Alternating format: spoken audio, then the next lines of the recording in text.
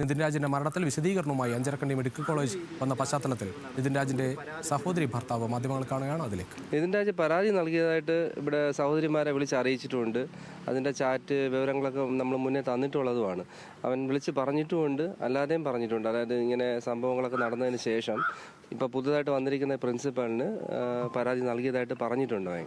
പിന്നെ ഈ ലോൺ ആപ്പിൻ്റെ വിഷയമായിട്ട് ബന്ധപ്പെട്ട് അവർ ലോൺ ആപ്പിൽ തീർക്കാൻ നോക്കുന്നത് അത് ശരിയായ രീതിയല്ല. കാരണം ലോൺ ആപ്പ് വിഷയമല്ല അവൻ്റെ മരണകാരണം.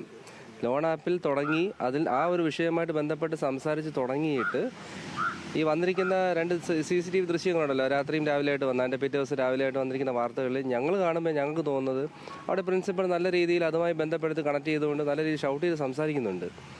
ഒരു 21 വയസ്സുകാരൻ എത്രത്തോളം അത് മാനസികമായിട്ട് എടുക്കുമെന്നുള്ളത് എനിക്കറിയില്ല. ഞങ്ങൾക്കത് ഫീൽ ചെയ്യില്ല പ്രിൻസിപ്പൽ ഞങ്ങളോട് സംസാരിച്ചു കഴിഞ്ഞാൽ. പക്ഷേ ആ ഒരു വയസ്സുള്ള പയ്യൻ അത് ഉൾക്കൊള്ളാൻ പറ്റത്തില്ല.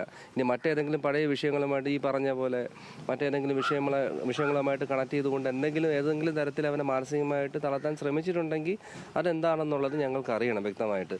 CCTVയുടെ മുഴുവൻ ദൃശ്യങ്ങൾ ഞങ്ങൾ ആരും ഒന്നും കണ്ടിട്ടില്ല, ഞങ്ങൾ അറിയിച്ചിട്ടില്ല എന്താണെന്നുള്ളത്. ഈ വാർത്തകളിലൂടെ കാണുന്ന ദൃശ്യങ്ങൾ തന്നെയാണ് ഞങ്ങൾ കാണുന്നത്. പിന്നെ അത് ഉള്ളത് തന്നെയാണ്. അത് ഞങ്ങളെന്നല്ലല്ലോ, അവിടെ മറ്റുള്ള കുട്ടികളും ഇതുമായിട്ട് ബന്ധപ്പെട്ട് പറയുന്നുണ്ടല്ലോ. ക്ലാസ്സിലെ കുട്ടികളല്ല, മറ്റു കുട്ടികൾ, സീനിയർ വിദ്യാർത്ഥികളും മറ്റു പൂർവ്വ വിദ്യാർത്ഥികളൊക്കെ പറയുന്നുണ്ട്. അവിടെ പൊതുവെ ഇതൊരു പ്രവണതയാണ്. മിക്ക സ്റ്റാഫുകളുടെ ഭാഗത്തുനിന്ന് ഇത്തരത്തിലുള്ള ഒരു അധിക്ഷേപങ്ങൾ ഉണ്ടാകാറുണ്ട്, പല തരത്തിലുള്ള അധിക്ഷേപങ്ങൾ. പിന്നെ ക്ലാസ്സിനകത്ത് കുട്ടികൾ ഇപ്പോൾ പറഞ്ഞിട്ടുണ്ടെങ്കിൽ ഒരുപക്ഷെ ക്ലാസ് റൂമിനകത്ത് വെച്ച് നടന്നിട്ടുണ്ടാവണമെന്നില്ല. ചിലപ്പോൾ മറ്റെവിടെയെങ്കിലും ഓരോ കുട്ടികളെ വിളിച്ചു വരുത്തിയിട്ട് ജാതിപരമായിട്ടോ വംശീയപരമായിട്ടോ ഒക്കെ അധിക്ഷേപം നടന്നിട്ടുണ്ടാവും. അതൊന്നും ഒരിക്കലും നമുക്കില്ല എന്നുള്ള തേച്ചുമാച്ച് കളയാനൊന്നും പറ്റത്തില്ല. ഇത്രയും വർഷങ്ങളായിട്ട് ആ കോളേജിൽ ഇത്തരത്തിലുള്ള സംഭവങ്ങൾ നടക്കുന്നു. അതിനെതിരെ ഒരു നടപടികളും കോളേജ് മാനേജ്മെൻറ്റ് സ്വീകരിക്കുന്നില്ല. ഈ ഒരു സംഭവം നടന്നപ്പോൾ പോലും മാനേജ്മെൻറ്റിൻ്റെ ഭാഗത്ത് നിന്ന് കൃത്യമായ മാനേജ്മെൻറ്റ് ടീംസ് ആരും വന്നിട്ടില്ല, ഇതുവരെയും വന്നിട്ടില്ല, പ്രതികരിച്ചിട്ടില്ല. അവിടെ ഉള്ളവർ മൊത്തം സ്റ്റാഫും മറ്റ് അഡ്മിനിസ്ട്രേറ്റീവ് ഓഫീസേഴ്സൊക്കെയാണ് ഇതിനെക്കുറിച്ചൊക്കെ സംസാരിക്കുന്നതും മറ്റു കാര്യങ്ങളൊക്കെ നിങ്ങളോടൊക്കെ സംസാരിക്കുന്നതൊക്കെ അവരായിരിക്കണം. ഇതിനെ പ്രധാനപ്പെട്ട ആൾക്കാരും വ്യക്തികൾ ആരും ഇതിനെതിരെ മുന്നിട്ട് വന്നിട്ടില്ല. മാനേജ്മെൻറ്റും പോലീസിന്റെ അന്വേഷണത്തിലും എനിക്ക് തൃപ്തിയില്ല. പോലീസ് സ്വമേധയാ കേസെടുത്തെന്ന് പറഞ്ഞു. നോയിഡ കിടക്കുന്ന അത്രയും വലിയൊരു ശക്തമായ ടീമിനെ അറസ്റ്റ് ചെയ്തു. പക്ഷേ അതിൽ പ്രവർത്തിച്ചിരുന്ന കസ്റ്റമർ ടീംസിനെ മാത്രമാണ് പോലീസ് അറസ്റ്റ് ചെയ്തിരിക്കുന്നത്. അതിൻ്റെ പിന്നിലുള്ള ബാക്ക് എൻഡിലുള്ള ആ ഫിനാൻസ് ടീം ആരാണ്, ഏത് പാർട്ട്നേഴ്സാണ്, വെണ്ടേഴ്സ് ആരാണ്, എവിടെ നിന്നാണ് ക്യാഷ് നമുക്ക് കസ്റ്റമേഴ്സിന് ഡെപ്പോസിറ്റ് ചെയ്യുന്നത്, അതിലേക്കൊന്നും പോയിട്ടില്ലല്ലോ. അതിനെക്കുറിച്ച് എന്തെങ്കിലും വിവരങ്ങൾ നൽകിയോ? ഇല്ലല്ലോ. ഈ ലോൺ എടുത്തത് നിങ്ങൾക്ക് വേണ്ടി എന്നാണ് ആരോപണം മാനേജ്മെന്റ് പറയുന്നത്.